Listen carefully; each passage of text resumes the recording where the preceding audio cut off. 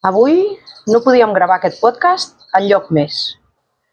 Tenim el Nil darrere nostre, el riu que va donar vida a una de les civilitzacions més fascinants de la història. I ser aquí fa que tot el que explicarem tingui encara més sentit. Perquè parlar de l'antic Egipte sense parlar del Nil és en realitat deixar-se la part més important. Aquest riu no era només aigua, era camí, era menjar, era riquesa, era temps, era religió, era vida.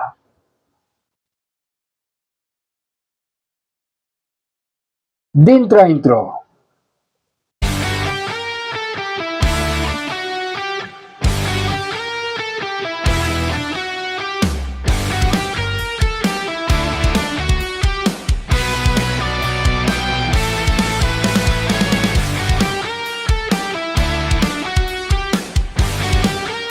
Hola a tothom, jo sóc la Wanda Jo sóc el Josep. i avui estem gravant aquest podcast en un lloc que ens fa moltíssima il·lusió. Aquí, en el Nil. Estem a Egipte passant-s'ho superbé. Sí, i estem amb un grup meravellós. Sí. És Setmana Santa, amb un grup de Setmana Santa meravellós. Molt bona gent, ens estem passant de conya i hem aprofitat que estàvem aquí per gravar aquest episodi que té tot el sentit del món. Sí. Perquè si alguna cosa explica l'antic Egipte és justament això que tenim aquí al darrere, el riu Nil. Bueno, moltes vegades quan pensem en Egipte pensem en altres coses, no? Jo què sé, tothom pensa en piràmides, en mòmies, en misteris, no? Però realment sense el Nil jo crec que no hi hauria res d'això, no? Sense el Nil, Egipte no hauria estat la gran civilització que va ser. Clar. El riu, aquest gran riu, era l'aigua, sí, evidentment, però a més era menjar, era camí, era riquesa, fins i tot era una part molt important de la seva religió, de la manera d'entendre el món que tenien els antics egipcis. Sí. I per això hem decidit avui parlar sobre el Nil, com la columna vertebral de la civilització egípcia, no? Sí, i tractarem de veure des de diferents angles, des del que és el camp, el que ens dona de menjar, el comerç, molt important, viatges, és una autopista, realment, el Nil és una autopista, la religió, el calendari, la vida diària de la gent es regia pel riu. Clar. Jo vull que comencem parlant per això, per l'autopista. Vull que parli sobre què vol dir que el Nil era com una autopista pel mig d'Egipte. A veure, era una gran via de comunicació, això és evident. Per tot Egipte, per tota la zona d'Egipte, Egipte és el Nil. Per tant, si un vol anar cap al nord o cap al sud d'Egipte, va per l'autopista, és el Nil, no? Perquè es movien persones, es movien mercaderies. Les pedres que construïen temples, les piràmides, tot això, es movien pel Nil. Aliments, els impostos anaven pel Nil, també, molt important, parlarem una miqueta també d'això. Els exèrcits també es mouen pel Nil. Els exèrcits que han d'anar cap a Núbia, quan els nubis provoquen problemes a la frontera, o cap a Líbia, que han d'anar cap a... Sí, és la zona del Delta, però també hi ha els braços del Nil a la zona del Delta. És un lloc importantíssim per això, per tot el que passa per les seves aigües, no? Per aquesta autopista. Saber de missatgeria, els missatgers, clar, la capital on està? Depèn de l'època, la tenim a Memphis, depèn de l'època la tenim a Tebes, s'ha de comunicar alguna cosa amb alguna altra ciutat, autopista. No els hi feia falta coloms missatgers, no? No, i com en aquella època el wifi no anava molt fi. Bueno, depèn d'on, Depèn d'on. A Edfu anava bastant bé. Avui, per exemple, hem estat a Edfu i allà ja sabem que hi ha el wifi. Sí. Això és així. Sí, que quan diem moltes vegades que Egipte era un país com allargat, no? Tot allargat i estret, ho hem d'imaginar gairebé com una successió de poblacions, de molts llocs que hi ha al voltant del Nil, i per comunicar-se, per anar d'una població a l'altra, per comerciar a nivell local, a nivell regional i després a nivell també internacional, el Nil és importantíssim. Sí, i realment jo crec, en la meva humil opinió, que el Nil els unia a tots, no? El Nil els uneix, sí, físicament i podríem parlar també econòmicament, i fins i tot, clar, el Nil ens ajuda a entendre la geografia d'Egipte. Perquè Egipte són dos zones. Són realment, inicialment, abans de l'època predinàstica, són dues àrees on viu la gent, que és l'Alt Egipte i el Baix Egipte.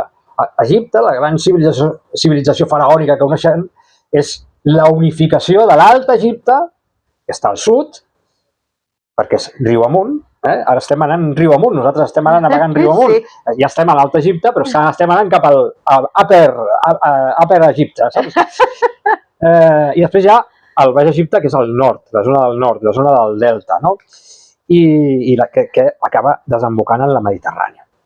I aquesta és la manera que tenen ells de situar-se, d'entendre el seu món, que és amb aquest eix, aquesta columna vertical, jo dic així, que és el Nil, no? Doncs això és una cosa molt important, perquè crec que la gent li fa com molta gràcia, sobretot a classe ens ho pregunten molt, la gent que ve nova. Com és que l'Alt Egipte està a baix, el Baix Egipte està a dalt, però què és això? És la lògica del país, el Nil és un riu que va de sud a nord, desemboca a la Mediterrània. Llavors la part més alta està com més al sud, com més a l'interior d'Àfrica vas, més alçada tens. No és que sigui una alçada molt gran, perquè la veritat és que és un Nil, el Nil molt tranquil, però clar, està una mica més alt cap al sud, i per això l'Alt Egipte està al sud, i el Baix Egipte està al nord, a la zona del delta. Jo crec que el tema més important i la importància del Nil, jo crec que és la crescuda del Nil. Explica'ns-la. Sí. A veure, és la part més important que hi ha. Diguéssim que és allò de... Sí, el Nil és un riu, una autopista, que això que hem parlat, de totes aquestes coses, però té una transcendència que va molt més enllà de tot això, però moltíssim més enllà de tot això. Ara us parlaré una miqueta del que és el Nil, de les fonts del Nil, de què és aquest gran riu, no? És un riu molt gran, és, de fet, un dels més llargs del món. Fins fa 4 dies era el més llarg del món. Ara, per imatges de satèl·lit, s'ha descobert que l'Amazones té com alguns ramals anteriors a el que es pensava que eren les capçaleres en algunes zones, i allà l'Amazones és com uns 50 quilòmetres, em sembla que no ho sabia, jo. Més o menys uns 50 quilòmetres més llarg que el Nil, però bueno, són els rius més llargs del món, no? De fet, són 2 rius. El Nil, nosaltres aquí estem a Egipte, dius, són 2 rius, on estan els 2 rius? Estan aquí, estan els 2 junts. El que passa és que hem d'anar a les capçaleres, hem d'anar al llac Tana, que està a Etiòpia, allà tenim la font del Nil Blau, i després hem d'anar cap al llac Victòria. Allà, al voltant del llac Victòria, hi ha alguns rius també, hauríem de potser sumar els rius que van a parar al llac Victòria i que creen el llac, i a partir de... Bàsicament pensem en el llac Victòria, on naixeria a partir d'allà el que és el Nil Blanc. Llavors, aquests 2 grans rius s'ajunten, van per separat, però s'ajunten a Khartoum, que és la capital actual del Sudan. Allà s'ajunten, i llavors ja només tenim un riu, però estan els 2. Les aigües, aquí hi ha aigües barrejades que venen del llac Tana i del llac Victòria. Si t'hi fixes bé, es veuen, Sí. Un és el Nil Blau i l'altre és blau, blanc, es veu. Es barregen, a vegades costa, però es veu. Es veuen ratlles. Sí, és blanc i blau. L'espanyol, és perico? Ui. Bueno, jo crec que el Nil realment no només portava aigua, sinó que realment portava vida, no? Sí, portava vida. Això és una idea que és molt poderosa, és una idea molt bonica, no? El riu feia que hi hagués camps de conreu, que hi hagués collites, que hi hagués menjar. Sense la crescuda venien problemes. Si passàvem diversos anys en què la crescuda no era suficient, que no plovia a les capçaleres dels rius, llac Tana, llac Victòria, aquestes parts altes, si no plovia el suficient, no arribava aigua suficient al Nil per desbordar, que ara en parlarem, de tot aquest procés que hi ha, que també ens fa parlar de les estacions que tindrem, el temps, com divideixen també el temps dels egipcis, que això ja ho parlarem, però que també té a veure amb el Nil. Sí, tot té a veure amb el Nil, perquè realment els egipcis depenien del Nil, no? Era el centre de tota la seva vida, no?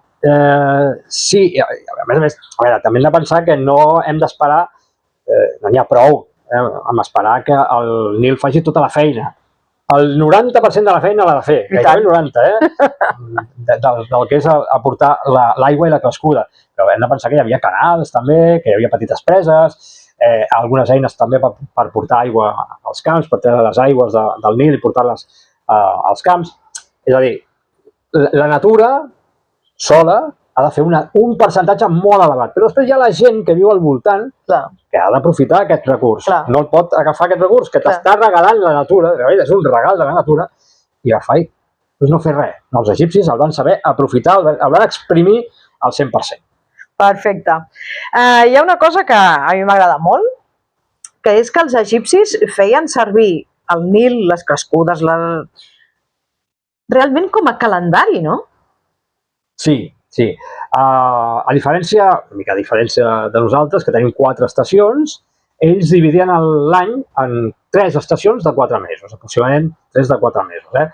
Estem parlant de l'estació de la inundació, quan el riu creix, aquestes pluges que acaben desbordant quan s'ajunten els dos rius, Nil Blanc a Khartoum, allà porta molta aigua que arriba aquí a Egipte i creix, es desborda el Nil. Doncs això és una estació, més o menys 4 mesos, estem parlant de juliol, més o menys juliol, mitjans de juliol, agost, setembre, octubre, aproximadament, serien aquests primers mesos de la inundació. Després tenim la segona estació, que és l'estació de conrear, de treballar al camp. S'ha de fer sembrar al camp. És el moment en què les aigües es retiren, que és l'estació de Peret.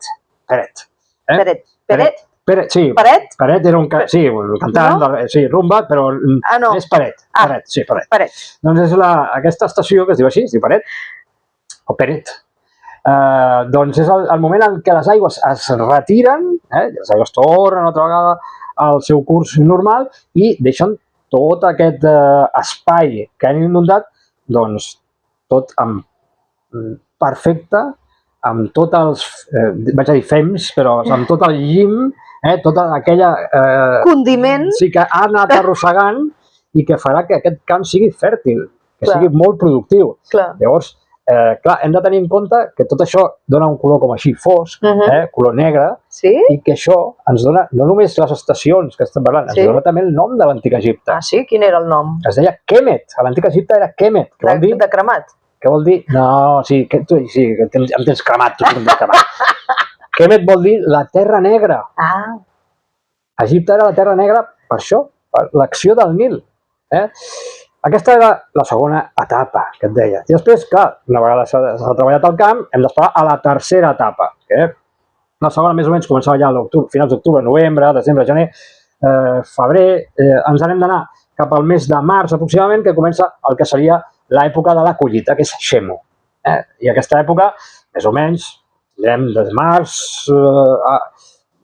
maig, abril, maig, juny, i el juliol ja començaria una altra vegada la inundació i tornem al cicle de la vida. El cicle de la vida el marca, el cicle de la vida, el Nil. Sí, que la gent realment anava al ritme del Nil, no? Ballava al ritme del Nil. És això, és exactament. Això afecta a tot, afecta la feina, afecta els impostos, afecta l'economia, la religió, la gent, l'esperança de vida que tenia la gent, no parlo en temes numèrics de quant de temps podia viure una persona, sinó allò que ells esperaven que la vida funcionés normal era esperar que la crescuda vingués normal, una mica, si era una mica important, creixia una miqueta més, més espai per poder conrear, més impostos també per pagar, evidentment, tot això estava controladíssim, especialment pels temples que tenien els nilòmetres, i allà miraven quan pujava, quan era la inundació. Doncs si ha pujat 5 colzes i 2 mans, perquè va ser 5 colzes i 2 mans. Tu segueix enrotllant-te que vaig a buscar una cosa. D'acord. Hem de pensar que a l'antic Egipte el que era les mesures, la unitat de mesura, es fa amb el colze reial, bàsicament el colze reial. Hi havia 2 tipus de colze, però el colze reial és el més important, que són uns 52,4 centímetres, aproximadament. Aquest colze reial es divideix també en mans, la mà, tenim la mà, es divideix en punys, el puny eren 6 dits, la mà, aquí la mà, aquí tenim el nostre company, el Mikey. El Mikey, que sempre ve a Egipte amb nosaltres. La mà amb 5 dits, el puny són 6 dits, doncs el dit, era un dit, el dit eren 1,88 centímetres aproximadament, doncs es calcula la cascuda del Nil, amb aquests nilòmetres. Quan ha pujat? 3 colzes, una mà i un dit. Doncs això vol dir que ha desbordat. A quanta terra ocupa? Doncs ells fan els seus càlculs i doncs hem de cobrar tants impostos, perquè ha desbordat tant, doncs cobrem tant d'impostos. L'altra cosa és que si no desbordava tant, si cobraven menys impostos. Això no acostuma a anar d'aquesta manera. Crec que això no aniria així, Però clar, la gent està esperant. Clar, no només, sí, clar, s'han de pagar impostos, però la gent viu, treballa i viu dels camps. Clar. La gran majoria, la immensa majoria de la població d'Egipte, de la gent de peu, que sempre parlem dels reis, sempre parlem de la noblesa i dels grans guerrers i tot. Però la gent està esperant que el Nil desbordi, que no sigui excessiu tampoc, perquè una crescuda excessiva arrasa amb tot, s'ho emporta tot per davant. Això aquest és un problema. El segon problema és que triga massa en retirar-se tota l'aigua, o sigui, et pots passar de l'època de començar a treballar a la terra, no és productiu. O sigui, crescudes petites poden portar anys de fam, si això es repeteix durant molts anys una crescuda petita, però una crescuda excessives, una o diverses crescudes excessives també pot ser problemàtic. Clar, sí. Bueno, ells comptaven l'any, miraven el riu, no? I realment es basaven en tot allò que veien, no? Sí, és així. I, bueno, jo volia parlar-te de la gent que viu aquí al costat, que vivia abans, que ara encara segueix vivint. Alguna gent sí, encara viu aquí. Això part de la gent viu al voltant del Nil. Clar. Està al costat del Nil. Sí. I perquè si aneu mirant, hi ha part verda i després al darrere, ara mateix no passem per cap tros on es vegi la muntanya, però per darrere hi ha desert, però desert aquí mateix. Sí. Vull dir, és a dir, que és un trosset molt petit, depèn del lloc, és més petit o més gran, no? Però en el dia a dia, què significava el Nil? Hauria de ser important també, no?, per la gent del poble. És importantíssim, perquè el que t'he comentat abans és la producció, significa tenir, sobretot la major part de la producció que hi havia, doncs era cereal, no? Doncs significa pa, significa cervesa, pa i cervesa. Això és la dieta bàsica de tot egipci de l'antic. És com nosaltres, a tu t'agrada el pa i a mi la cervesa. Exacte, és així. No. Si algú a casa ara està rient, no rieu, però això així. En fi, llavors era tota la seva producció. Els animals, evidentment, parlem sempre de la producció agrícola, però els animals que tenien estabulats, bous, cabres, vaques, tot això també vivia de la producció, del que s'estava produint, aquests camps de conreu, no? S'havia de cuidar tot això. Bé, és un sistema, diguéssim, la societat agrícola, agropecuària, per tant, viuen del Nil, viuen del creixement, d'aquest desbordament, d'aquesta època, d'aquest any que hem dividit en aquestes estacions, viuen d'això. Aquesta és la seva vida, el seu dia a dia. Al matí s'aixecaven i anaven a treballar al camp i a la posta de sol, quan ja la cosa baixava, se suposa. Clar, no tenen llum, no poden treballar al camp, no és com ara, que potser posem focus i mira, però en aquella època, doncs ja està. Llavors era el moment de la família, en bona part. En bona part de les poblacions hem de pensar en pobles que han acabat la feina, el 90% o potser més en poblacions així rurals de l'antic Egipte, s'acaba la feina quan el sol s'està ponent per Occident i llavors s'ajunten les famílies, s'ajunten nens, nenes, avis, tota la família per explicar coses, per explicar batalletes, sobretot s'escolta molt als avis, molt de respecte als avis, jocs, música, ball. Hem de pensar molt en això, en que quan la llum se n'anava, quan el sol, quan ras ponia per Occident, començava una altra vida. I això també era part de la vida que hi havia al voltant del Nil, i era la vida aquesta que pensem que podia ser alegre. Hi havia molta feina. Durant el dia, als camps, per culpa del Nil, gràcies al Nil, hi havia molta feina, però per la nit hem de pensar en alegria, en música, en color, en vida, balls, històries, avis explicant les seves batalletes, tothom escoltant-se'ls. Hem de pensar també en aquestes coses, no només amb grans reis i grans monarques i batalletes i coses d'aquestes. Pensem també en la gent del poble. Sí, sí. Jo crec que la gent treballava, menjava i vivia al Nil i gràcies al Nil. Sí, menjaven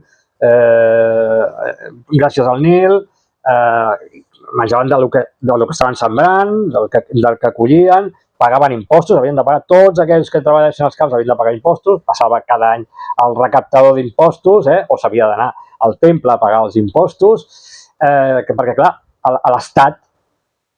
l'estat egipci depèn també de la producció, de l'excedent de la producció. La riquesa d'Egipte no és ni l'or ni la plata molt menys, or encara hi ha algunes mines al sud, però especialment al Sudan, que és d'on el porten, però per portar aquest or l'han d'intercanviar amb alguna cosa. Quan vols lapislàzuli, que ve de la zona d'Afganistan, quan vols coses que venen de l'estranger, la fusta del Líban, tu has d'intercanviar-ho, no és porta'm això a canvi de què? A canvi de per la meva cara bonica? No. Ho has d'intercanviar amb què? Amb tota la producció agropecuària que hi ha, que és enorme, enorme. Llavors, tot aquest excedent serveix, és la riquesa, és el que fa que Egipte sigui el gran país que va ser a l'antiguitat. Sense això, sense el Nil no s'entén res, res de res, de veritat. Clar. I el Nil, a part de ser important en la vida diària, en l'economia i de més, també el tenien com a sagrat? Vull dir, tenia alguna repercussió espiritual, religiosa? Sí, clar, el Nil, a veure, és una realitat que té natural, el cicle de la natura, però també té una realitat, clar, els antics egipcis s'hi fixaven molt en tot, i tot ha de tenir una explicació, al darrere hi ha d'haver-hi alguna divinitat, ha d'haver-hi alguna imatge, i associats al que és la crescuda, els ritmes de la natura del Nil, hi ha diverses divinitats. Potser una de les més importants, més destacades, que la trobem moltes vegades en molts temples, allà en la iconografia, seria el déu Hapi. El déu què? Happy Hour. Happy Nil. Happy Nil? Déu Hapi, en mi llatina, contradiguem en llatina, no, en mi grega, la Happy Hour, no. El déu Hapi. Aquest representa l'aigua del Nil. L'aigua és una mica amalgama el que és l'aigua, la crescuda, la inundació, ho amalgama una miqueta tot. Però hi ha altres divinitats. El déu Hapi, després en tornarem a parlar, està present, és el Nil, i uneix, és el déu que uneix l'Alt i el Baix Egipte.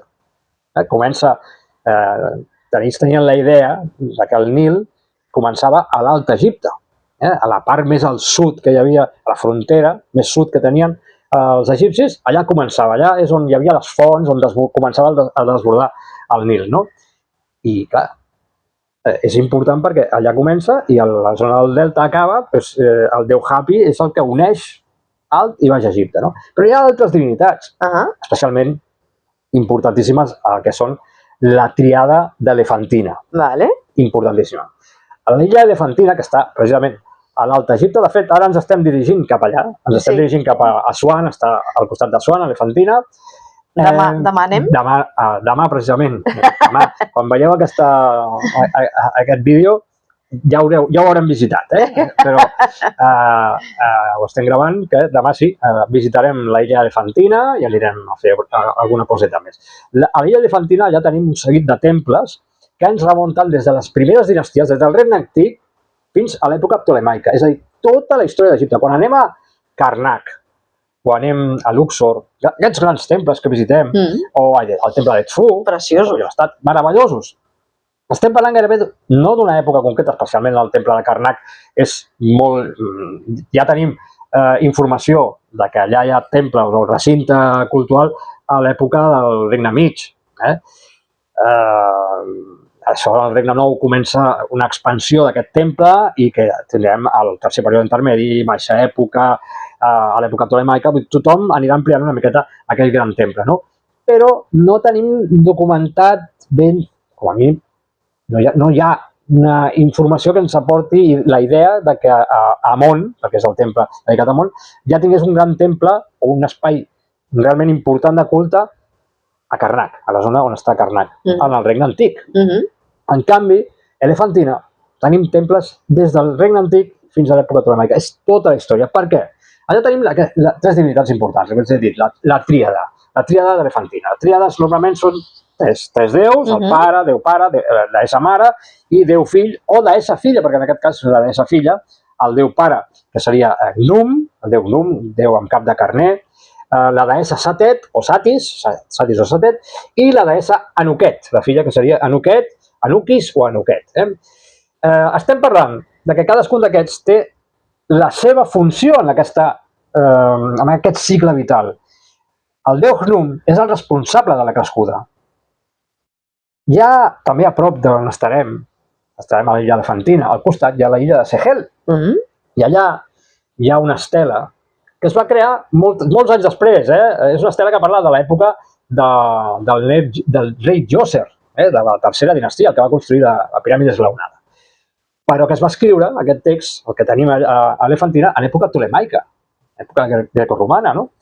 Però que recordava que en època, això es diu el text, que en època del rei Djoser, doncs havien passat 7 anys de crescudes molt petites que la gent passava gana i que no sabia què passava. I Djoser li va preguntar al seu col·laborador i geni que tenia allà, el seu soci, que era Imhotep, què està passant? Li va preguntar. Mira, la mosca del podcast. Sí? Hi ha la mosca de la tele i nosaltres tenim la mosca del podcast. No passa res.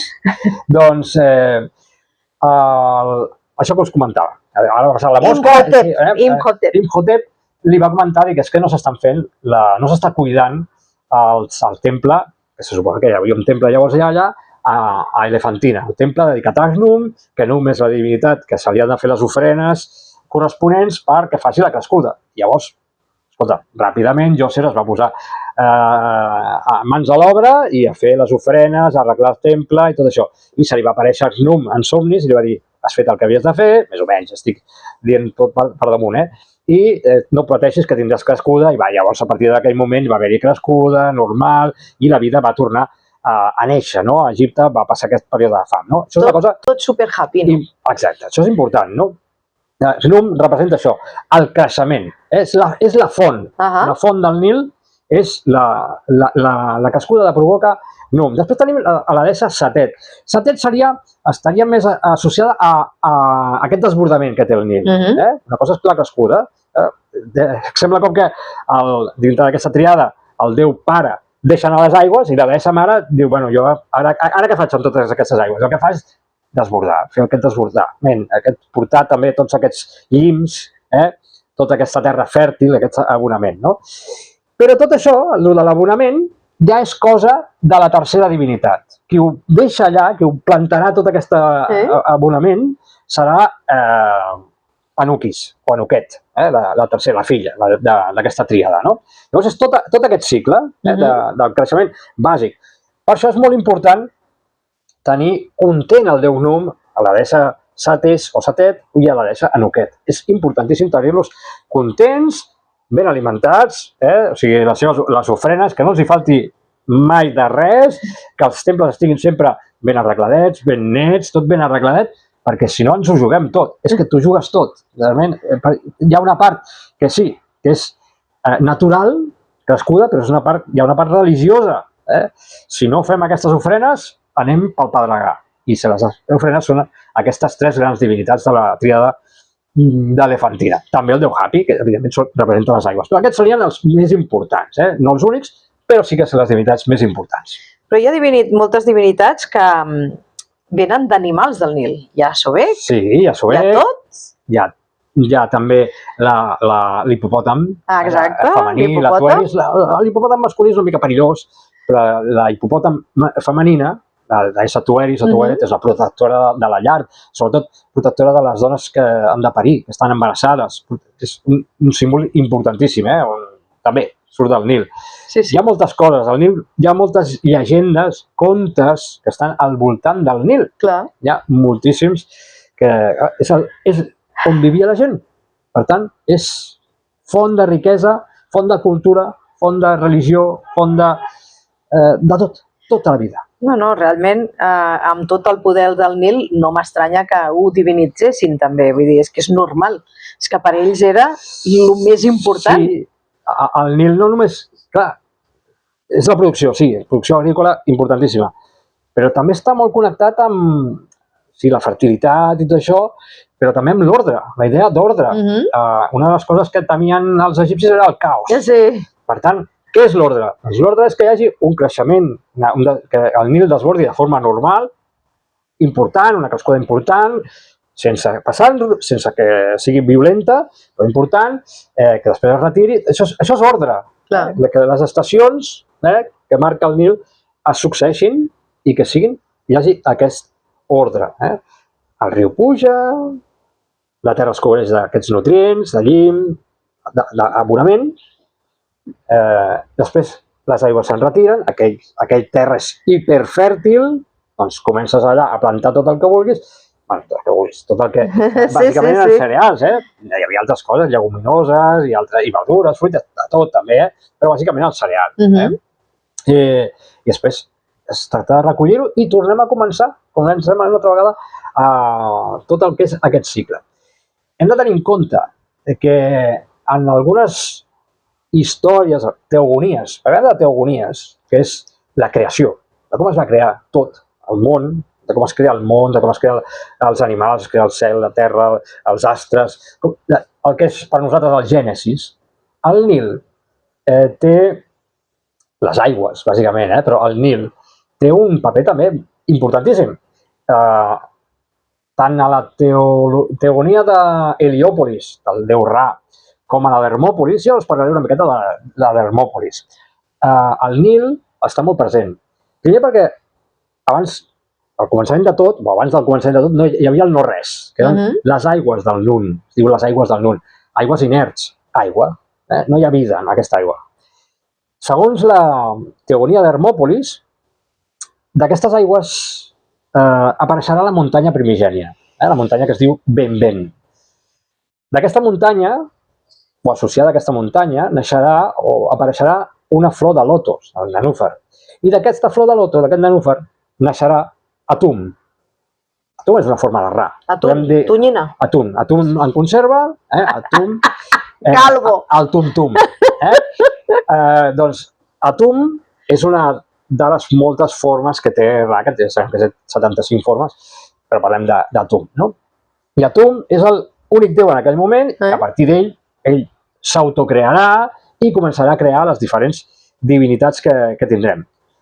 Però una de les coses importants que hi ha, especialment en aquesta teogonia d'Hermòpolis, és que les primeres divinitats que apareixeran, abans de que es crear-se tota la vida, són 4 parelles de divinitats, sempre hi ha la part masculina, la part femenina, que són la part masculina, divinitats amb cap de granota i les femenines amb cap de serp. Ja sé de què parles. I això per què? Per què era així? Aquestes divinitats, parlant, alguns són, doncs això, el que serà la humitat, el que serà la foscor, el que serà... Bueno, cadascuna representa algunes coses, No vull entrar en això perquè no estem parlant estem parlant del Nil, no? Però per què ells van veure això? I per què els van posar aquest cap de granota als masculins i cap de serp als femenins?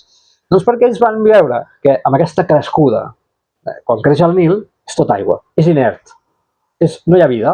En aquell moment no hi ha vida. Els camps, que són els camps de conreu, la riquesa d'Egipte, no hi ha vida. Quan es comencen a retirar les aigües, sempre hi ha algun punt de terra que és el primer en sortir. És la muntanya primigènia, que acostuma a tenir forma de muntanyeta, forma de piràmide, forma piramidal.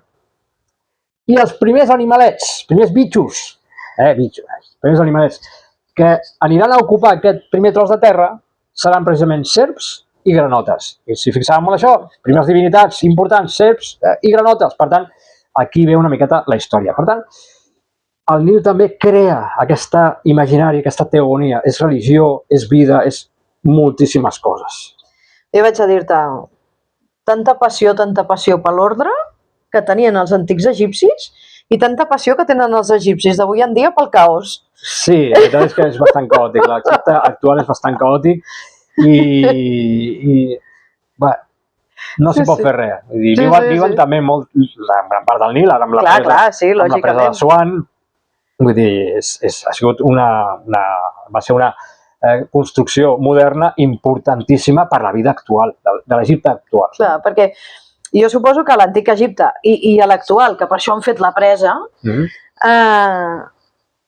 el fet aquest de dependre de les pujades, de les baixades, de si venia aigua, si no venia, devia fer una miqueta de ginye, no? De por. A veure, clar, ells depenen d'aquesta crescuda. Llavors, com us he dit, no? Si no n'hi ha suficient, si no puja massa, els impostos s'han de pagar. Llavors, què vol dir això? Que normalment, això de que quan més creix es paguen més impostos, sí.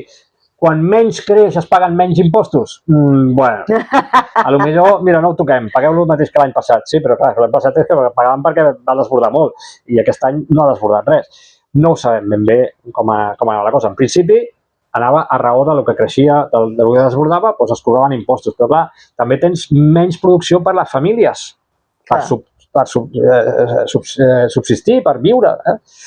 Per menjar, no? És a dir, no només era vida, sinó també era preocupació. I també per l'economia del país. Tornem del poble, i ara parlem una miqueta també de la que és la reialesa, la noblesa, que també viuen de la producció aquesta. Si la producció durant anys s'allarga durant anys i és mínima, tenen menys riquesa. Els intercanvis comercials que s'han de fer amb l'estranger, amb què els fem si no hi ha producció agrícola? Per molt que vulguis apretar el poble, hi ha un moment que si la producció no dona, doncs no dona.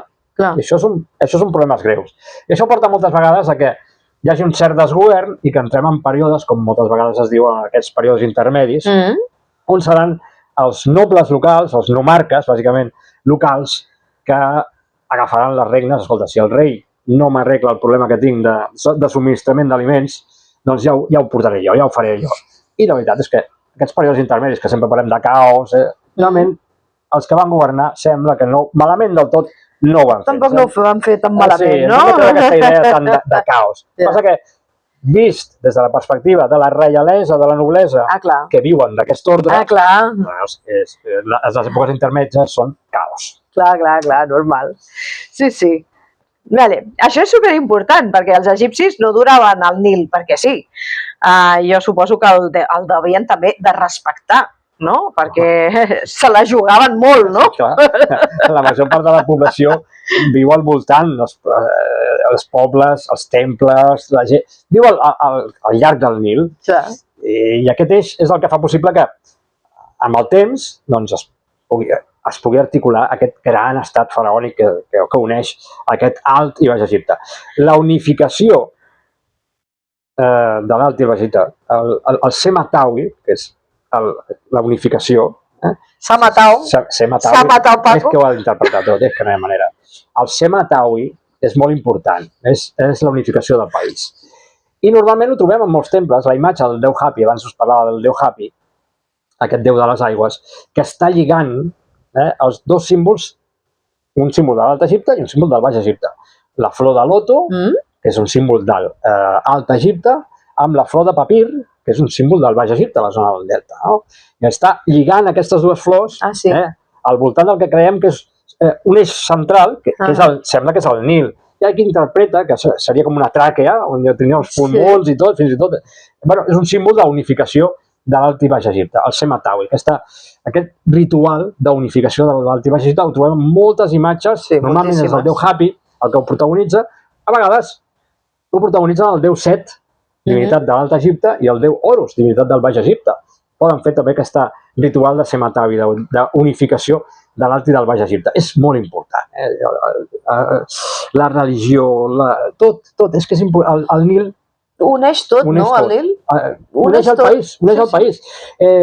Sense ell, sense això, és com si tens dues peces de roba, i ja has d'unir-ho d'alguna manera, no? Doncs el Nil és el que va unint, és la cremallera. Sempre mirant de no agafar-te alguna cosa quan puja la cremallera, que això podria ser, que està desbordant, alguna cosa està desbordant del Nil, llavors fa mal quan desborda molt. Jo suposo que els grans centres, ciutats, grans poblacions, depenien molt més del Nil i depenent de com li anava per allà, més ric era aquella zona, no? Sí, clar, el Nil ja hem vist el que és molt important. No és un decorat, no és una cosa que està aquí i ja està. És l'estructura d'Egipte és en base al Nil. I tot estarà al costat del Nil. Els temples estaran al costat del Nil. Només a prop del Nil. Parlava abans del temple de Karnak. Ara, des de fa poc temps, no gaire temps, uns mesos o un parell d'anys, com a molt, hi ha un nou estudi geològic que s'ha fet que ha descobert que Karnak, la zona de Karnak, era una illa. Una illa. O sigui, hi havia Nil pels dos costats i allò era una illa. Importantíssim posar un temple enmig de la illa, igual que Elefantina, que és una illa, no? El temple important. Doncs, curiós, ficar-lo en una illa enmig del Nil. És importantíssim. El Nil és... Sí. Però el Nil no només unia. Jo crec que també dividia, perquè hi ha la riba est i la riba oest. I simbòlicament, què hi havia en cada una? El Nil separa el que és el món dels vius, que és el món dels morts. Sí, la gent acostumava a viure les cases, les ciutats, els temples de vida, temples de les divinitats, estan sempre a la vora est, perquè a l'est és on surt el sol, és on hi ha la vida.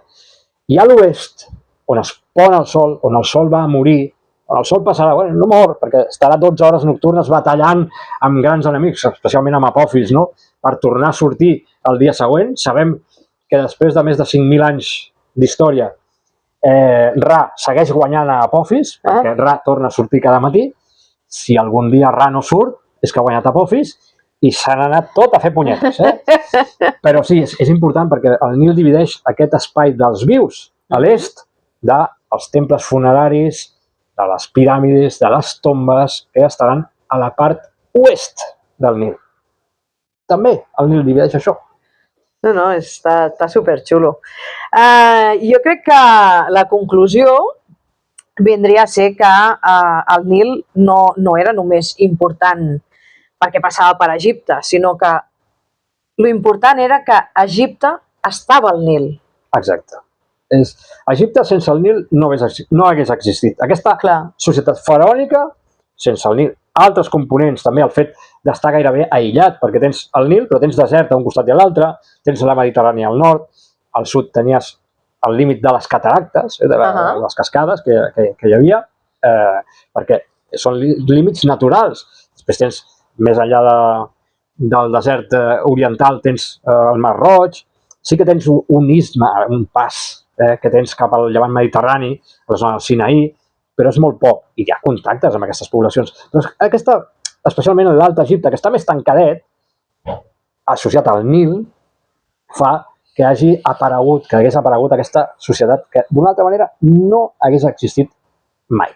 Sí, nosaltres que tenim la gran sort en aquest moment estar aquí, tenim la gran sort de venir molt sovint, fem viatges i la cara que fa la gent quan arriba aquí, i està al mig del Nil, i el que sentim nosaltres també, i això que hi venim molt, no?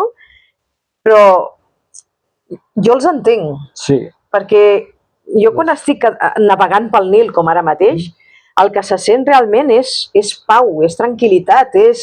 Sí, hi ha gent que li té una mica de por a la navegació perquè es pensa, anem en un vaixell, el moviment, no es nota res. El Nil és un riu hiperplane, tranquil, no es nota... Pots posar un got a la taula, no es mou res. No tenim aigua aquí, però... No es mou res. És com si anessis... És molt millor que anar amb un autobús que encara no has trobat la carretera. Molt més. No sé, hi ha grups, perquè n'hi ha molts, que fan aquestes rutes i no volen anar no pel Nil, no és que en vaixell, el creuer mareja. No mareja res. Gens. No es nota. Gens i mica. És meravellós la posta de sol que tens. Impressionant. Al Nil. No hi ha res igual. És espectacular. Sí. Jo no sé si perquè el sol, els colors ataronjats, nosaltres això no ho tenim. No. I de fet, ells estan tan acostumats que el nostre guia un dia em va preguntar però per què us agrada tant la posta de sol aquí? I dic, és que no és igual que en altres llocs. Ells viuen amb això i ja donen la importància que nosaltres li donem. Sí, venim a veure molta història, però també venim a veure molta història natural. Exacte. Perquè Per exemple, la zona d'Elefantina, que demà estarem en aquesta zona d'Elefantina, de Filer, és una zona de navegació amb tot d'illes, amb una fauna que hi ha allà. No hi ha cocodrils, en aquesta zona no hi ha cocodrils, però hi ha moltes aus, molts ocells. Sí, preciós. És preciós, és una zona impressionant. Sí, jo us convido a sentir el Nil. Sí. És a dir, sigui amb nosaltres o sigui amb qui sigui, no? Si és amb nosaltres us ho passareu molt millor, està clar, no? I a més amb el Mikey, que el Mikey sempre ve amb nosaltres.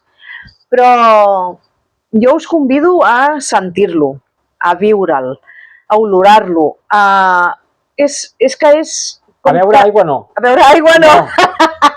Banyar-se sí. Banyar-se ens podem banyar. Sí, jo em banyo demà, Demà ens banyem. Però sí, us convido a venir i us convido a sentir-ho, perquè a Egipte no només es veuen coses, no només es visiten. A Egipte se sent. Vagis on vagis, sempre tens sensacions. I cadascú té unes sensacions diferents. I al Nil també passa el mateix. Cadascú té una sensació diferent, però tothom la té bona. Sí, jo crec que aquesta és una de les millors maneres d'acostar-nos a Egipte. No només per mirar monuments, que sí, que és espectacular. Impressionant. La història. Lògicament. Això és indiscutible. Però la força del paisatge és espectacular. I tot això ho fa possible el Nil. Sí.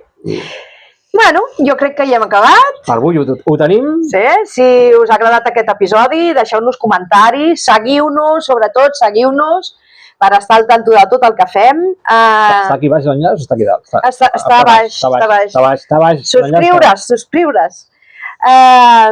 Estem encantats d'estar aquí una altra vegada, estem encantats d'haver pogut gravar aquest podcast a Egipte, al Nil. Amb el gran protagonista d'avui. Exacte, us hi esperem en els nostres viatges, us ho passareu super bé. I bueno, jo sóc la Banda. Jo sóc el Josep. Vosaltres sou Família Dea. I ens escoltem en el proper episodi. Que no sabem de què parlarem, com sempre. Ni idea, però ja anirem informant. Ja farem. Vinga, petonets! Fins una altra!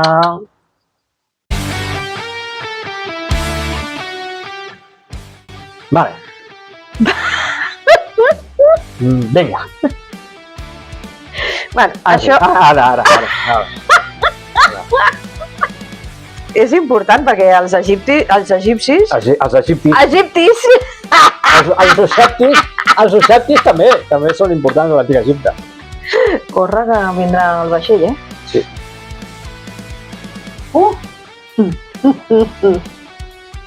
Està a punt de venir el vaixell. 1, 2, 3... Nen, molta merda. Papi. Adéu!